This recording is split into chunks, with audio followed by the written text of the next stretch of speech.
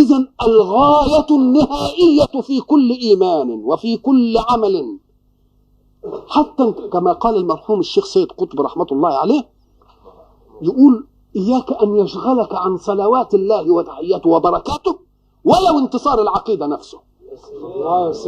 شوف، ولو انتصار العقيدة، كأن انتصار العقيدة وسيلة لنيلك صلوات من ربك والرحمة. يبقى كل شيء ما عدا هذا غاية تسلم هي وسيلة. غاية هي وسيلة لإيه؟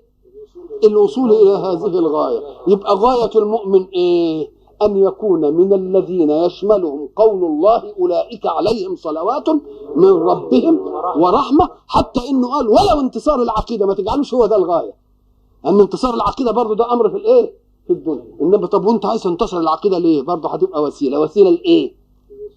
للوصول إلى إلى إذن غاية الغايات أن تعود إلى أحضان من بدأت به.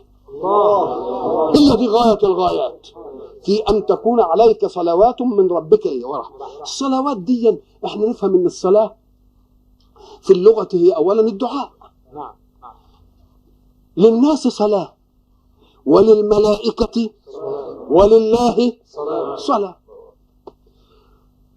هو الذي يصلي عليكم وملائكته، لأننا كلنا عايشين برحمات الله. الكافر عايش برحمة الله في الأرض، واخد أسبابه برحمة الله، واخد نعم الوجود برحمة الله. المؤمن واخد دي نعم الله اللي هي الأسباب اللي هي المادية دي، وواخد البركة والاطمئنان، لأن الاطمئنان ده نعمة كمان. كونك تمر بهذه الحياة وأنت مطمئن إلى غاية أفضل من هذه الحياة، ده لون من لون من الاطمئنان. فالصلاة منا على رسول الله معناه بنعمل بنصلي، اللهم صل على، يعني بنقول أنا بصلي طلب الرحمة. أنا بطلب. طب وإذا تطلب ممن؟ طب وإذا كان الذي تطلب منه يصلي، يبقى بيطلب ولا بيدي؟ يبقى بيدي.